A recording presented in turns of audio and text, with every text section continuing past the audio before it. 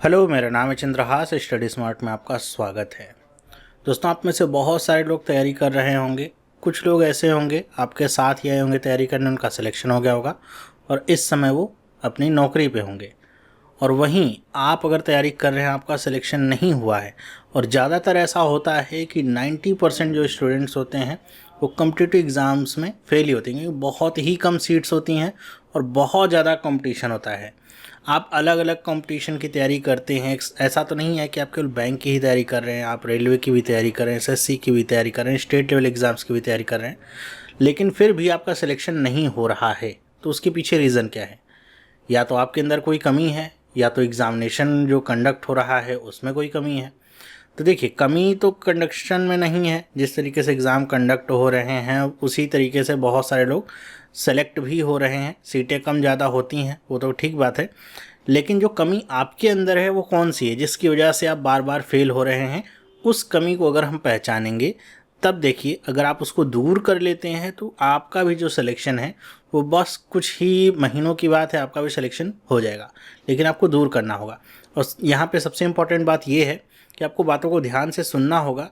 और सिर्फ इतना कह देने भर से ही काम नहीं चलेगा कि मेरे अंदर ये कमी नहीं है। आप खुद से सोचिए, किसी और को मत बताइए कि आपके अंदर क्या कमी है क्या नहीं है। आप अपना ही एग्जामिनेशन करिए कि आप कितने खरे हैं अपनी तैयारी में।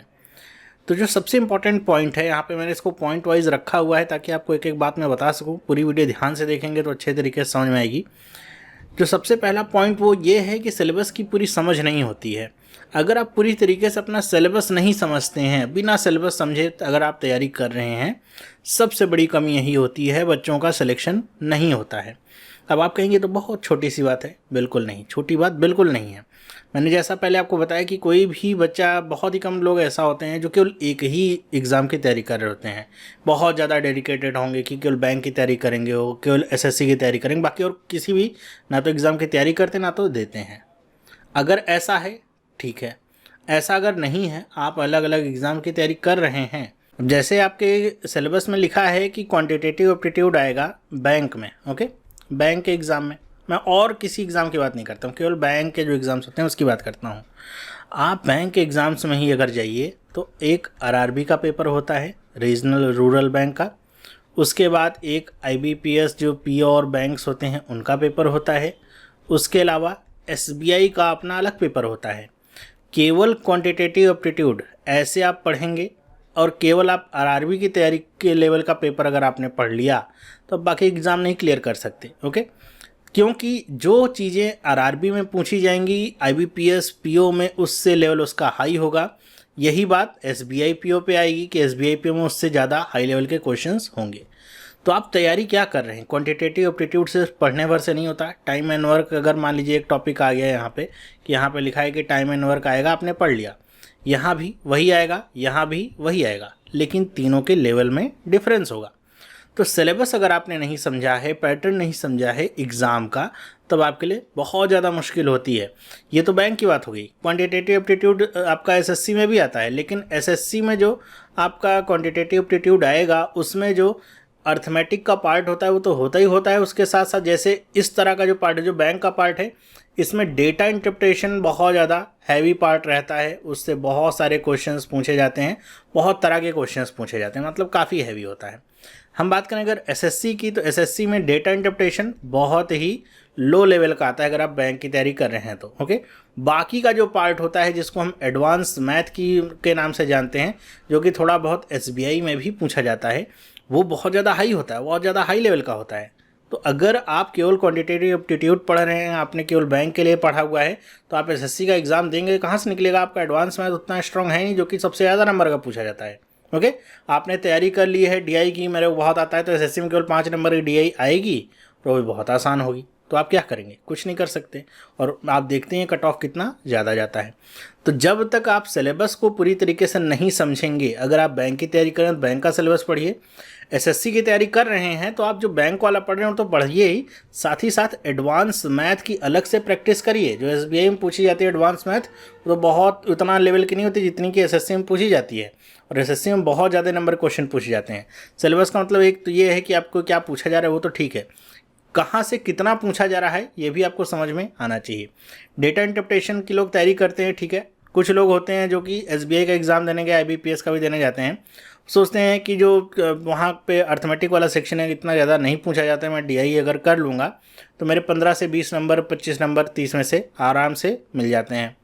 तो यहाँ पे ट्रिक क्या इस्तेमाल की जाती है कि जो डेटा इंटरप्रिटेशन के क्वेश्चंस हैं, जैसे टाइम एंड वर्क का जो क्वेश्चन है वो डेटा इंटरप्रिटेशन के रूप में पूछा जाता है।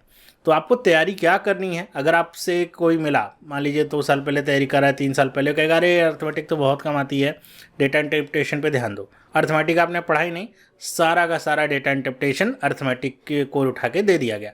Time and work, profit and loss, सब कुछ जो कि डेटा इंटरप्रिटेशन में पूछा जा रहा था वो अर्थमेटिक के टॉपिक्स को लेकर के बना। तब आप क्या करेंगे? तब आप कुछ नहीं कर सकते। उस समय आप एग्ज़ाम में ये नहीं लिख सकते कि मेरे दोस्त ने ऐसा कहा था। ओके, तो सिलेक्टिव टॉपिक्स को पढ़ना जो है ये बहुत, आप छोड़ दीजिए कि केवल आप सिलेक्टिव टॉपिक्स को पढ़िए, अच्छा ये पढ़ लेता हूँ बस, अब और कुछ आता ही नहीं है।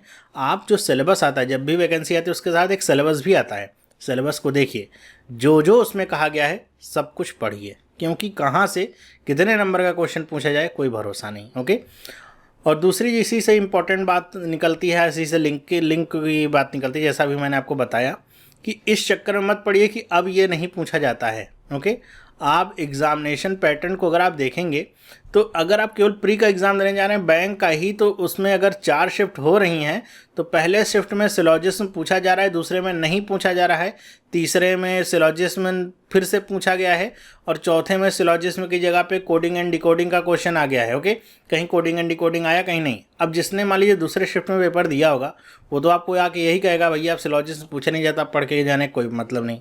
आपने अगर इसी की बात सुनी और सिलॉजिज्म नहीं पढ़ा और आपका जो थर्ड यहाँ पे शिफ्ट हुआ था उसमें पेपर पड़ गया होगा, तब आप क्या करेंगे? तो आप उससे जाके ये नहीं कहेंगे या फिर एग्ज़ाम में लिख के नहीं आएंगे कि ये तो आता नहीं था, कैसे आ गया। ये सिलेबस का आपका पार्ट है, तो आप मना नहीं कर सकते हैं या फिर उसके लिए आप कोर्ट नहीं जा सकते हैं कि ऐसा कैसे पूछा गया, ये तो आता ही नहीं था। ये कोई एक्सक्यूज़ नहीं होता। ज़्यादातर बच्चे इसी में आकर के फंसते हैं, ये अब नहीं पूछा जाता है, ये सुन सुन करके बहुत सारे टॉपिक्स को स्किप कर देते हैं, बाद में क्वेश्चन आ जाता है एग्ज़ाम में, और फिर क्या होता है, फिर केवल रोने के सिवा और कुछ बचता नहीं है। ओके, तीसरा जो पॉइंट इसी में आता है, सिलेबस की पूरी जानकारी नहीं होना, ये तो ठीक है।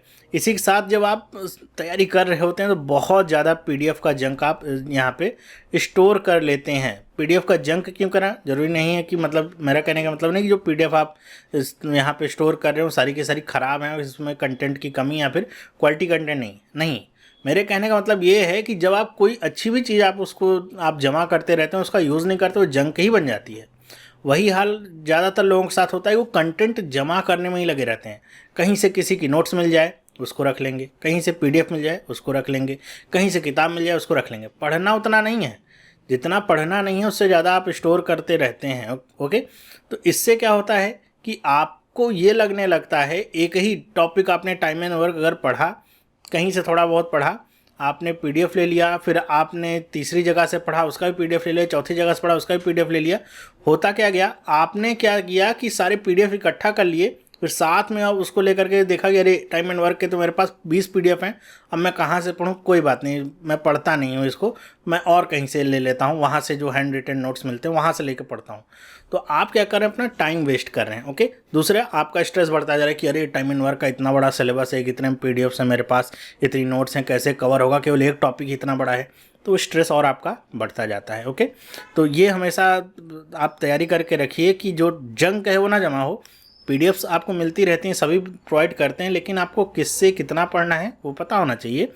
दूसरा, बहुत सारे लोगों को ये कन्फ्यूज़न रहती है कि प्री और मेंस को लेकर के, और जब सिलेबस आपको सही से पता नहीं होता है तो आप प्री और मेंस में जो है डिफरेंस नहीं कर पाते हैं और आपकी तैयारी उस हिसाब से नहीं हो पाती है। ओके, फॉर एग्जाम्पल मैं केवल रीजनिंग का अगर एग्जाम्पल लूँ, बैंक का एग्जाम्पल लूँ, तो अगर मैं प्री में जाऊँ तो प्री जो एग्ज़ाम होते हैं कोई भी बैंक का हो, चाहे RBI, IBPS, SBI, किसी में भी आपका जो लॉजिकल रीजनिंग होता है या क्रिटिकल रीजनिंग जिसको कहते हैं, उसके सवाल नहीं आते हैं या फिर ना के बराबर आते हैं। 1-2 नंबर के कभी कभी SBI में पूछ लिया तो ठीक है, लेकिन वही क्रिटिकल रीजनिंग SBI का जो मेंस का एग्ज़ाम होता है उसका सबसे इंपॉर्टेंट पार्ट होता है। अगर आपने क्रिटिकल रीजनिंग या लॉजिकल रीजनिंग नहीं पढ़ी है एसबीआई के रीजनिंग को आप क्रैक नहीं कर सकते हैं, ज़्यादातर क्वेश्चन वहीं से होते हैं। ओके, तो अगर आप सिलेबस नहीं समझ सकते हैं या फिर आपको सिलेबस नहीं पता है कि सिलेबस में क्या क्या पूछा जाता है, तो आप क्या करें, 5-10 साल का पेपर उठा के देख लीजिए प्री और मेंस में क्या क्या क्वेश्चंस पूछे जाते हैं। आप केवल प्री की तैयारी करके कुछ नहीं हासिल कर लेंगे। प्री निकल भी गया, घर वालों को बस एक सांत्वना मिल जाएगी, खुशी मिल जाएगी थोड़ी सी, अच्छा ठीक है इतनी पढ़ाई करेंगे, प्री निकल गया। मेंस तक आप पहुंच तो गए, लेकिन मेंस क्लियर कभी नहीं हो पाए क्योंकि आपकी तैयारी ही नहीं है। ओके, मैं हमेशा कहता हूँ जब भी आप अपनी तैयारी करें, मेंस को लेकर के तैयारी करें या फिर जो सिलेबस है उसको पूरा लेकर के तैयारी करें। सिलेबस जब आप पढ़ेंगे तो उसमें लिखा रहता है लॉजिकल रीजनिंग या क्रिटिकल रीजनिंग पार्ट होता है, तो जब आप पूरा सिलेबस पढ़ेंगे तो आपका प्री और मेंस एक साथ कवर होता है। ओके, यही एक एडवांटेज होता है जो ज़्यादातर लोग नहीं समझ पाते हैं। फिर यहाँ पे जब आप तैयारी कर रहे होते हैं तो एक जो बात होती है जो कि दूसरे पॉइंट में ही है कि आपको एक बेटर गाइडेंस की ज़रूरत होती है। सिलेबस को लेकर के आप थोड़ा सा, अगर आप गाइडेंस आपको ख़राब मिल गई या फिर सही गाइडेंस ना मिल पाई, मतलब कोई भी अपनी तरफ से ऐसा चाहते नहीं, बहुत कम लोग होते हैं जो ये चाहते हैं कि ख़राब किसी को गाइडेंस दे, सब अपनी तरफ से अच्छा ही बोलना चाहते हैं।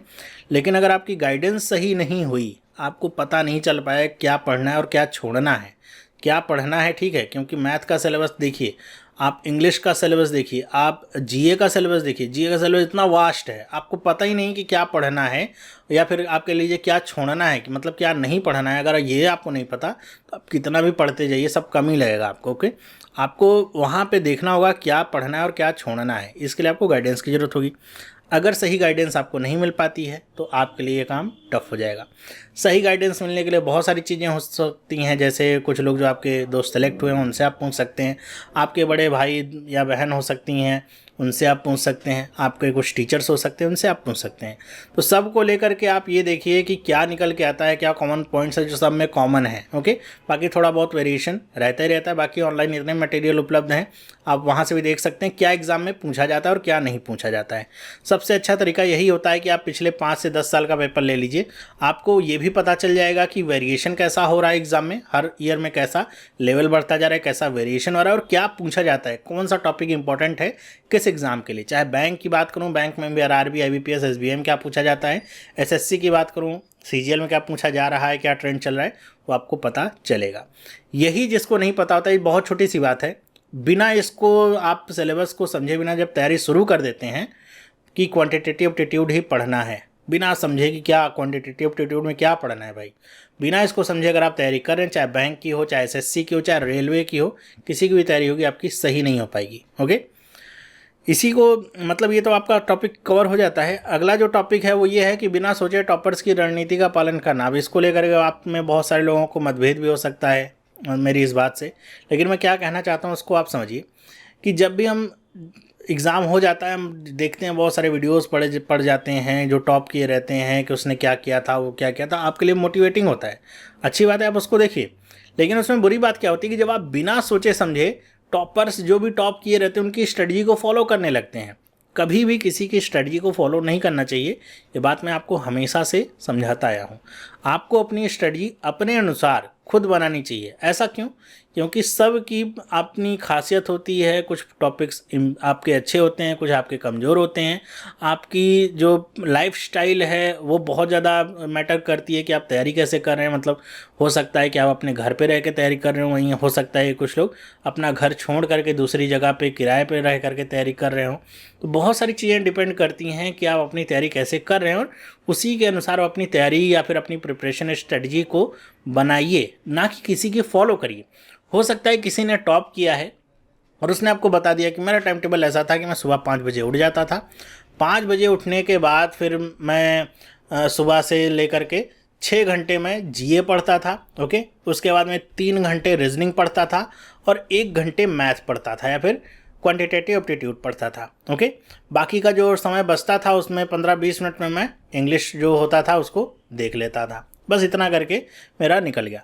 अब आप इसी स्ट्रेटजी को लेकर के चलेंगे तो आपका सिलेक्शन हो पाएगा, हो सकता है हो जाए, कोई ज़रूरी नहीं, लेकिन आपका सिलेक्शन तभी हो सकता है जब इस जो जिसने टॉप किया है उसकी परिस्थिति और आपकी परिस्थिति एकदम मैच होती हो सकता है यहाँ पे जिसके बारे में आप जो आपको बता रहा हो वो शुरुआत से ही इंग्लिश मीडियम स्कूल में पढ़ा हो, किसी अच्छे स्कूल में पढ़ा हो। ओके, और उसने जो अपनी डिग्री कंप्लीट की हो वो किसी प्रोफेशनल कोर्स से करी हो, जैसे बीटेक किया हो, या फिर उसने बीएससी कर रखी होगी, मतलब जिसमें मैथ्स वगैरह काफ़ी पूछा जाता है, ऐसा कुछ कोर्स किया होगा।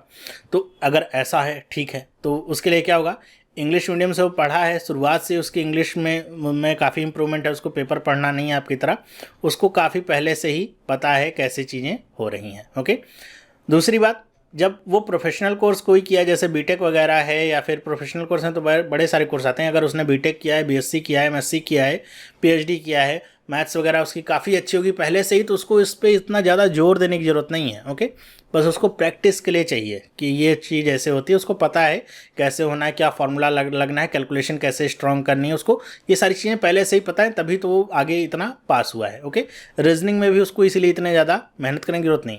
उसके लिए क्या कठिन होगा, उसके लिए हिस्ट्री कठिन हो सकता है, ज्योग्राफी कठिन हो सकता है, करंट अफेयर कठिन हो सकते हैं, बैंकिंग अवेयरनेस कठिन हो सकता है, क्योंकि उसने कभी पढ़ा नहीं होगा। ओके, क्योंकि उसने प्रोफेशनल कोर्स किया होगा, बीएससी एमएससी की होगी, ये सब उसके पार्ट में नहीं होगा, तो उसको इस पे ज़्यादा मेहनत करने की जरूरत है। तब उसने ये स्ट्रेटजी फॉलो की। आपकी कंडीशन क्या हो सकती है, आपकी कंडीशन ये हो सकती है कि आपने हिंदी मीडियम से पढ़ाई की होगी किसी स्कूल से। ओके, उसके बाद आपने बीए वगैरह किया होगा, एमए वगैरह किया होगा, या फिर कोई भी ऐसा कोर्स किया होगा, बीएससी भी मान लेते हैं ऐसा किया हो। तो ऐसी कंडीशन में क्या होगा कि आपने अगर हिंदी मीडियम से पढ़ाई की है, तो आपके लिए सबसे चैलेंजिंग सब्जेक्ट तो इंग्लिश ही बन जाएगा। तो आप केवल अगर 20 मिनट देंगे तो 20 मिनट से इंग्लिश आपकी नहीं हिलने वाली, हिलेगी ही नहीं, कुछ समझ ही नहीं आएगा, आपको ये नहीं पता चलेगा कितने रूल है, कितने एक्सेप्शन है, कुछ पल्ले ही नहीं पड़ने वाला। ओके, दूसरी बात, अगर आपने बीए वगैरह किया हुआ है, बीएससी भी किया हुआ है, मैथ वगैरह नहीं लिया हुआ है, या फिर और किसी स्ट्रीम से किया हुआ है प्रोफेशनल नहीं, जिसमें मैथ्स वगैरह नहीं है, तो आपको मैथ्स भी उतनी ही ज़्यादा टफ लगेगी। कैलकुलेशन आपको इम्प्रूव करने में बहुत ज़्यादा समय लगेगा। ओके, 1 घंटे में नहीं हो पाएगा। सेम चीज़ें अप्लाई होती हैं रीजनिंग के साथ। हाँ, हो सकता है आपने बीए किया हो तो आपको जीए में कम समय लगे, क्योंकि वो आपके डेली रूटीन का पार्ट रहेगा। आपको ज़्यादातर चीज़ें आपने पढ़ रखी होंगी, केवल आपको रिवीजन करना होगा या फिर थोड़ा बहुत उसमें एक्स्ट्रा ऐड करना होगा। ओके, तो ऐसी कंडीशन में आप अगर इस स्ट्रेटजी को फॉलो करेंगे तो आपका एग्जाम कभी क्रैक होगा, कभी नहीं हो सकता। ओके, सारी कंडीशंस अगर मैच करती हों तब हो सकता है। अगर आपको पता है ऐसा हो नहीं सकता सारी कंडीशन मैच करें। ओके, तो इसीलिए कभी भी किसी की स्ट्रेटजी को, चाहे वो टॉपर हो या कोई भी व्यक्ति हो, अगर उसने एग्ज़ाम क्रैक किया है तो हूबहू उसकी स्ट्रेटजी को फॉलो नहीं करना है। आप ये देखिए कि ये देख लीजिए कि अगर वो टॉपर था तो कितने घंटे पढ़ा, ये देख लीजिए कि भाई 6, 3, 9, 1, 10 और ये मान लीजिए 10.5 घंटे उसने पढ़ाई किया। 10.5 घंटे भी अगर वो अपने से पढ़ा तो बहुत बड़ी बात है। टॉपर था मतलब उसका जो ब्रेन है पहले से भी काफ़ी अच्छा रहा होगा, 10.5 घंटे पढ़ा। आप अगर एवरेज ब्रेन के हैं तो आप थोड़ा उसमें और ऐड कर सकते हैं। ये आप मोटिवेशन ले सकते हैं कि टॉपर था पहले से बहुत तेज़ था, 10.5 घंटे पढ़ा फिर वो निकला, तो मुझे तो थोड़ा और पढ़ना चाहिए। ओके, और फिर उसको आप अपने हिसाब से डिवाइड करिए कि अच्छा मुझे इंग्लिश मेरी कमज़ोर है तो इंग्लिश पे मुझे ज़्यादा ध्यान देना है, मैथ्स मेरी कमज़ोर है तो मैथ्स पे मुझे ज़्यादा ध्यान देना है, जीए मेरा ठीक ठाक है तो इसको अगर मैं दिन में 15-20 मिनट आधे घंटे भी पढ़ूंगा तो चल जाएगा काम। इसी के साथ रीजनिंग भी मैं थोड़ा सा ध्यान दूंगा तो हो जाएगा। ओके, तो आप अपनी स्ट्रेटजी अपने हिसाब से बनाइए, कभी किसी की स्ट्रेटजी को फॉलो मत करिए। अगर जैसे ही आप किसी की स्ट्रेटजी को हूबहू फॉलो करेंगे और आपको अपनी कमजोरी ताकत का पता नहीं है, फिर आप फेल ही होंगे। ज़्यादातर लोग ऐसे ही होता है, वीडियो देख करके बहुत जोश में आकर के वैसे ही तैयारी शुरू कर देते हैं कि वो कहेगा सुबह 5 बजे उठ करके मैं उल्टा लटक जाता था, तो वो भी उल्टा लटकना शुरू हो जाएंगे। भाई उसकी मर्जी है, वो लटक रहा है, आप लटकने दीजिए, आप अपने हिसाब से काम करिए। ओके, जो आपको एग्ज़ाम क्रैक करना है, किसी के पद चिन्हों पर नहीं चलना है, एकदम उसी तरह चलना है नहीं। आप ये देखिए कि वो अब 5:30 बजे उठ रहा था, इतना पढ़ रहा था और उसके काम थे वो कर रहा था। हो सकता है आप काम भी करते हो कहीं पे, तो आप अपनी स्ट्रेटजी को उस हिसाब से बनाइए, डेवलप करिए।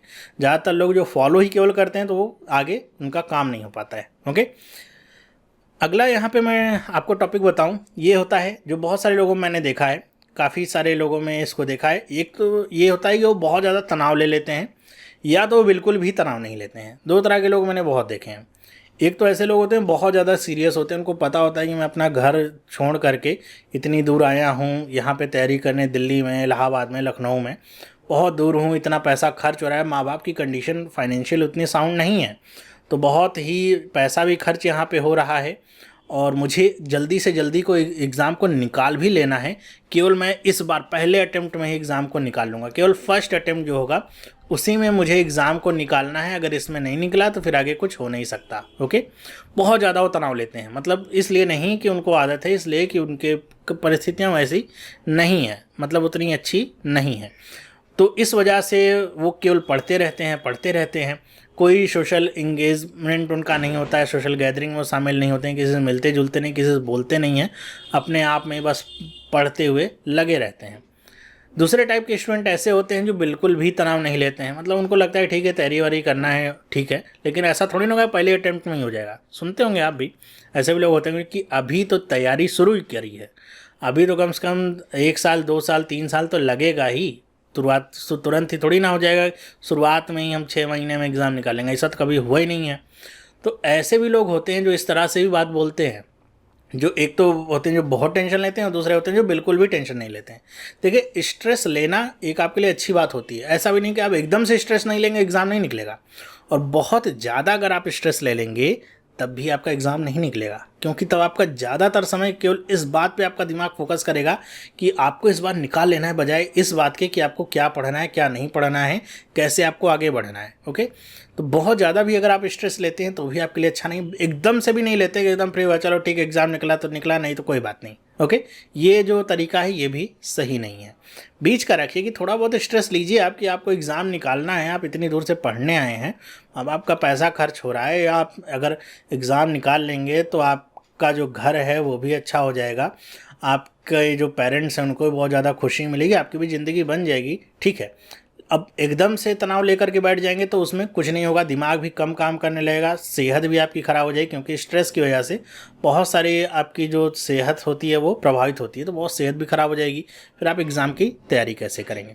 कई बार ऐसा होता है कि जब स्ट्रेस आपका बढ़ता है वो तब बढ़ता है जब आपका 2-3 अटेम्प्ट में नहीं हो जाता है, आपके साथ वालों का हो जाता है, तो आप कुछ ज़्यादा स्ट्रेस लेने लगते हैं। स्ट्रेस लीजिए लेकिन एक अमाउंट तक, इतना कि आपको वो मोटिवेट करे पढ़ने के लिए, इतना नहीं कि उसकी वजह से आप बीमार रहने लगे या फिर उसकी वजह से आप कुछ पढ़ ना पाएँ। ओके, तो ये दोनों चीज़ें आपके लिए ज़रूरी हैं। स्ट्रेस लीजिए लेकिन एक हद तक ही, कि वो आपको केवल मोटिवेट करे, एकदम से खुला छोड़ दीजिए कि स्ट्रेस लेने नहीं बिल्कुल, तब भी आपकी तैयारी नहीं हो सकती है। ओके, तो इस तरह के लोग आपने देखे होंगे, एक जो स्ट्रेस लेते हैं कभी किसी से नहीं मिलते, थोड़ा बहुत मिलिए जुलिए लोगों से, आप बात करिए, अपने साथ वालों से बात करिए, एक ग्रुप स्टडी करिए जिसमें आप अपनी बातों को बता सकें, जो भी सुख दुख की चीज़ें हैं वो एक दूसरे से बांट सकें। उसके अलावा जो आपने पढ़ा लिखा है वो भी आप एक दूसरे से पूछ सकते हैं, बता सकते हैं, उससे बहुत ज़्यादा अच्छा इम्पैक्ट पड़ता है पढ़ाई पे। ओके, कुछ लोग जो बिल्कुल स्ट्रेस लेने वाले नहीं होते, बिल्कुल पढ़ते नहीं, उनको ये है कि अगले हफ्ते अगर एग्ज़ाम है और आज अगर घर में शादी है तो पहले घर जाना है, शादी अटेंड करनी, एग्ज़ाम तो होता रहेगा, इस बार नहीं तो अगली बार दे देंगे। ओके, तो ऐसा भी आपको नहीं करना है। ओके, दोनों ही चीज़ों से आपको बचना है। इसके अलावा कुछ और इंपॉर्टेंट पॉइंट्स होते हैं, छोटे छोटे रीजंस होते हैं जिसकी वजह से सिलेक्शन रुकता है। ये केवल ऐसी चीज़ें हैं जो अभी मैं पढ़ाई को लेकर के ऐसा कुछ नहीं कह रहा हूँ, ये केवल आप समझिए एक तरह की हैबिट है। अगर आप इस हैबिट को, आप इन सारी हैबिट्स को हटा देते हैं, बहुत बड़ा परिवर्तन आप अपने अंदर देखेंगे, अपनी पढ़ाई में देखेंगे। पहली हैबिट तो ये है कि परीक्षा की जब भी एग्जामिनेशन का नोटिफिकेशन आता है उसके बाद तैयारी शुरू करना। ऐसा बहुत सारे लोगों में होता है, हो सकता है आप भी यही करते हो कि अरे एग्ज़ाम का नोटिफिकेशन तो है नहीं, अभी से तैयारी शुरू करके क्या करेंगे। ध्यान रखिए, तैयारी कभी भी वेस्ट नहीं जाती है। ओके, एग्ज़ाम के नोटिफिकेशन का अगर आप वेट करेंगे, ध्यान रखिए कि अगर 2000 पोस्ट है, आज के समय में ये भी बहुत ज़्यादा है, 2000 पोस्ट है, तो इस पोस्ट के लिए जो तैयारी कर रहे लोग हैं वो 8 से 10 लाख हैं, और कई बार इससे भी बहुत ज़्यादा, 2 गुना 3 गुना यहाँ पे लोग होते हैं। ओके, तो आप अगर 8 से 10 लाख या 20 लाख लोगों के बीच में कॉम्पिटिट कर रहे हैं, तो आप अगर इस एटीट्यूड से चलेंगे कि जब एग्जामिनेशन का नोटिफिकेशन आएगा तब तैयारी शुरू करेंगे, तब नहीं हो सकता। तैयारी को कभी भी ब्रेक मत दीजिए। ऐसा नहीं हो कि आप तैयारी कर रहे हैं, एग्ज़ाम दे दिया, अच्छा हुआ ख़राब हुआ ठीक है चलो 1 महीना घर घूम के आते हैं, ऐसा नहीं होता है। आप 1 हफ्ते का रेस्ट ले लीजिए, 5 दिन का रेस्ट ले लीजिए, उसके बाद फिर से आप तैयारी को शुरू करिए। क्योंकि जैसे ही आपने 1 महीने का रेस्ट ले लिया, 15-20 दिन का रेस्ट ले लिया, सारा रूटीन आपका ख़राब हो जाता है। जो पहले आप पढ़ रहे थे वो सारी चीज़ें आपकी धीरे धीरे ख़त्म होने लगती हैं, फिर वापस से उनको लाने में, रूटीन में फिर आपको बहुत टाइम लगता है। तो तैयारी तब शुरू करिए जब आपको ये लग रहा हो कि जब एग्ज़ाम का नोटिफिकेशन आ जाए तब मैं तैयारी शुरू करूँगा। बैड एटीट्यूड है, इसको छोड़ दीजिए। तैयारी जारी रखें। जैसे इस समय बहुत सारे लोग सोच रहे हैं कि क्या तैयारी करें, हो सकता है एग्जामिनेशन हो ना हो, कोई बात नहीं, एग्जामिनेशन नहीं होगा तो आप इस समय का सदुपयोग तो करिए, तैयारी अपनी करते रहिए ताकि आप जो है औरों से आगे रहें। ओके, ये आप कंपटीशन है। कंपटीशन क्यों कहते हैं इसको? इसका ये मतलब नहीं है कि आपको कितना आता है, आपको औरों से कितना आता है और कितनी जल्दी आता है, ये मतलब है। ओके, दूसरा जो पॉइंट है वो ये है कि इसको मैंने बहुत बार देखा है, जिन लोगों की कैलकुलेशन कमज़ोर होती है, जो कहते हैं हम जल्दी कैलकुलेट नहीं कर पाते हैं, वो जब भी घर पे बैठ के सॉल्व करते हैं बार बार कैलकुलेटर का उपयोग करते हैं। मोबाइल निकाल लेंगे, कुछ भी कैलकुलेशन करनी होगी तुरंत कैलकुलेटर का प्रयोग कर लेंगे। अगर उनको करना होगा 23 गुणे में 83 करना होगा, इसको करने के लिए सोचेंगे अब कौन टाइम वेस्ट करे, जल्दी से कैलकुलेटर निकाल के देख लेंगे, अच्छा आंसर आ गया तब ठीक है। मतलब ये आपको रहता है कि जल्दी से जल्दी आंसर मैं चेक कर सकूं सही आ रहा है मेरा आंसर कि नहीं, इसके लिए कैलकुलेटर का बार बार वो प्रयोग करते हैं। यही जो आपका एटीट्यूड है ये बैड एटीट्यूड है। अगर आप इसको बदल लेंगे और आप खुद से कैलकुलेट करना शुरू करेंगे, कैलकुलेटर का प्रयोग छोड़ देंगे, तभी आपकी कैलकुलेशन इंप्रूव हो पाएगी। वरना कुछ भी कर लीजिए, आप कैलकुलेटर का प्रयोग करते रहेंगे तो एग्ज़ाम में आपको 2+2 भी करना होगा ना, तो आपको कॉन्फिडेंस नहीं आएगा कि 4 होता है कि 5 होता है। ओके, कॉन्फिडेंस बहुत ज़्यादा आपका ख़राब हो जाएगा। ओके, तो कैलकुलेटर का प्रयोग बंद करिए अगर आप कर रहे हैं, कितना भी इंपॉर्टेंट हो कि आज आपको सबमिट करना है, असाइनमेंट है या कुछ भी करना है, जल्दी से कर लूँ, समय नहीं है, कैलकुलेटर का प्रयोग मत करिए, दिमाग का प्रयोग करिए, दिमाग को ही कैलकुलेटर बना लीजिए। तीसरा जो पॉइंट है वो ये है कि समय समय पर अपनी जो तैयारी है उसको जांचते नहीं है बहुत सारे लोग। मतलब आप क्या प्रिपरेशन कर रहे हैं वो एग्ज़ाम के हिसाब से कैसी है, आप कुछ भी असेस नहीं करते हैं, आप केवल तैयारी करते जाते हैं। मान लीजिए आपने एक चैप्टर पढ़ा, दूसरा पढ़ा, तीसरा पढ़ा, चौथा पढ़ा, पाँचवा पढ़ा, 10 चैप्टर हैं, आप 10 चैप्टर पढ़ लिए, हो गया, 10 चैप्टर पढ़ लिए। अब फिर से दूसरा सब्जेक्ट आपने उठा लिया, आपने ये देखा ही नहीं 10 चैप्टर पढ़े जो आपने लगातार इतने, उसमें से कितना आपको आ रहा है कितना नहीं आ रहा है। ओके, कुछ पता ही नहीं चल पा रहा। फिर आप दूसरा पढ़ेंगे, फिर आप जैसे ही 1 महीने बाद फिर से इसके पहले चैप्टर पे आएंगे, आपको पता चलेगा इसका तो केवल 10% ही मुझे आ रहा है, बाकी कुछ अभी याद ही नहीं है। तो अपने आप को बार बार असेस करते रहिए, आप क्या पढ़ रहे हैं उसको बार बार उसका आकलन करते रहिए। अगर आप असेसमेंट नहीं करते हैं तब फिर ये प्रॉब्लम वाली बात होती है। मॉक टेस्ट वगैरह देते रहिए ताकि आपको पता चलता रहे आपकी तैयारी कौन से लेवल पे पहुंची है, कितने नंबर आ रहे हैं आपके, कितना और आपको मेहनत करनी है, कौन सा पार्ट कमज़ोर अभी पड़ रहा है, किस पे और ज़्यादा आपको टाइम देना है। ये असेसमेंट के बाद ही पता चलेगा। जब तक आप असेसमेंट नहीं करते तब तक तो आप अगर असेसमेंट करेंगे नहीं तो आप कहेंगे आपको सब कुछ आता है। ओके, और एग्ज़ाम में यही बात आपको नुकसानदेह साबित होती है। चौथा जो पॉइंट है वो ज़्यादातर लोगों के साथ होता है लैक ऑफ पैशन या मोटिवेशन। जैसे आपने तैयारी शुरू करी, आपने आज से तैयारी शुरू करी, तो शुरुआत में तो आपको बहुत अच्छा लगता है, आपके अंदर बहुत ज़्यादा मोटिवेशन भी रहता है, पैशन भी रहता है, जुनून की कोई कमी नहीं रहती कि मुझे एग्ज़ाम निकालना है, बहुत सारी चीज़ें करनी हैं, घर वालों के लिए करना है, वो करना है, ये सारी चीज़ें रहती हैं। धीरे धीरे समय के साथ साथ मान लीजिए आपको एक बार असफलता हाथ लगी, 2 बार लगी, ये जो मोटिवेशन है और ये जो पैशन है ये धीरे धीरे ख़त्म होता जाता है। और जब ये ख़त्म होता है तभी आपकी जो तैयारी है वो बहुत ज़्यादा प्रभावित होती है, क्योंकि तब आप फिर पढ़ने का आपको उतना मन नहीं करता। अभी जब आप पढ़ते भी हैं तो आपको लगता है इतना पढ़ करके भी कुछ हो नहीं रहा, क्या फ़ायदा इसको पढ़ने का, या फिर इसको एक बार पढ़ तो लिया है मैंने और कितनी बार पढ़ूँ, वही चीज़ें तो लिखी हुई हैं। इससे आप बचिए और ये कोशिश करिए कि आप अपने आप को खुद से मोटिवेट रख सकें, ना कि किसी के ऊपर डिपेंडेंट हो कि कोई आकर के मुझे मोटिवेट करे तब मैं आगे काम करूँगा। नहीं, खुद से मोटिवेट होने की आदत डालिए। ओके, ताकि आप जो अब ये हमेशा याद रखिए, जब भी आपको ऐसा लगे कि आप डिमोटिवेट हो रहे हैं या फिर आपके अंदर पैशन की कमी हो रही है, पढ़ने का मन नहीं कर रहा है या फिर पढ़ने की इच्छा बची ही नहीं है, आप हमेशा ये सोचिए कि आप जिस रास्ते पे हैं, जब पहले दिन आए थे आप पढ़ाई करने के लिए तो आपने क्या सोचा था, आप उसको कहीं लिख करके रख लीजिए। आप हमेशा उसी को देखिए कि आपने क्या सोच करके इस तैयारी को शुरू किया था। अगर आप वही बार बार देखते रहेंगे और उसी को पूरा करने में लगे रहेंगे, आपके अंदर कभी भी मोटिवेशन कम नहीं होगा। तो ये जो बातें हैं अगर आप इनको ही ध्यान में रखते हैं, बहुत कोई बड़ी बातें मैंने नहीं कही हैं, सिर्फ वही बातें कही हैं जो ज़्यादातर लोग आपको नहीं बता सकते हैं। ये केवल ऐसी बातें हैं जो आप खुद से एक्सपीरियंस करके ही बता सकते हैं। इसमें जितनी बातें उसमें से कितनी चीज़ें आपके अंदर हैं, आप इनको दूर करिए। दूर करने के बाद आप अपनी तैयारी करिए, देखिए आपका सिलेक्शन नहीं होता है क्या, ज़रूर होगा। ओके, तो ये छोटी सी एक वीडियो मैंने बनाने का प्रयास किया ताकि आप लोगों को बता सकूं जो ज़्यादातर जो फेलियर का रीज़न होता है वो क्या होता है। वो और कुछ नहीं होता है, थोड़ी बहुत जो ख़राब हैबिट्स हैं, जो बैड एटीट्यूड्स हैं, बस उसको आप सही कर लीजिए, अपने आप आपका सिलेक्शन होगा। ओके, तो अगर आपको ये वीडियो अच्छी लगी है और आप अगर इस वीडियो से थोड़ा सा मोटिवेट हुए हैं अपनी तैयारी को लेकर के, या फिर आपको इसमें से कुछ ऐसी जानकारी मिली है जो आपके लिए लाभदायक है, तो वीडियो को आप लाइक करिए और आप मुझे कमेंट करके बताइए इसमें जितनी बातें मैंने बताई हैं उसमें से कौन सी बातें हैं जो आपके ऊपर लागू होती हैं। आप कमेंट करके मुझे बताइएगा ज़रूर। और ऐसे लोगों के साथ भी इस वीडियो को ज़रूर शेयर करिए जो बार बार अटेम्प्ट दे दे करके उनका हो नहीं रहा, बहुत ज़्यादा हताश हो गए हैं। उनके साथ भी वीडियो शेयर करिए ताकि उनको भी पता लग सके कि उनके अंदर कौन सी कमी है जिसको उसको दूर करना है, तभी उनका सिलेक्शन हो सकता है। तो इस तरह की वीडियोज़ मैं आपके लिए लाता रहूँगा। और भी किसी टॉपिक के ऊपर अगर आपको ऐसे वीडियो चाहिए जो मतलब टीचिंग को लेकर के ना हो, कि कुछ पढ़ाने को लेकर के ना हो, तो आप मुझे कमेंट करके बता सकते हैं, उसके ऊपर भी मैं वीडियो बनाऊँगा। तो आप चाहते हैं इस तरह की वीडियोस मिलते रहें तो आप चैनल को सब्सक्राइब करके बेल आइकन को जरूर प्रेस करें। अब हम मिलते हैं अगले वीडियो में, तब तक के लिए have a nice day and bye.